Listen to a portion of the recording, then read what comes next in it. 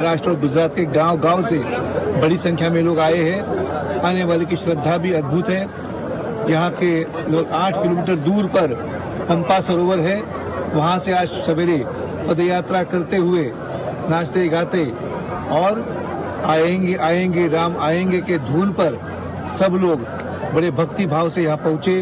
अभी यह जनसभा हुई है। संत महात्माओं ने भी लोगों को और मार्गदर्शन किया है और ये जो स्थान है वो अपना धर्म, संस्कृति, परंपरा, रीति रिवाज इसका संरक्षण और संवर्धन करने का एक संदेश यहाँ से मिलता है। हमारी साथे हमारा साथी मंत्री जयराम भाई गामित, विजय भाई दंडकश्री અને ડિંડોર ભાઈ અનેક સંતો મહંતો પણ અહીંયા ઉપસ્થિત રહ્યા। અમારે આજના ખાસ કરીને અધ્યક્ષ અતુલજી એ તો ખૂબ જ જેમણે આદિવાસી પ્રત્યે જેમનો પ્રેમ છે એવા અતુલજી પણ ઉપસ્થિત હતા।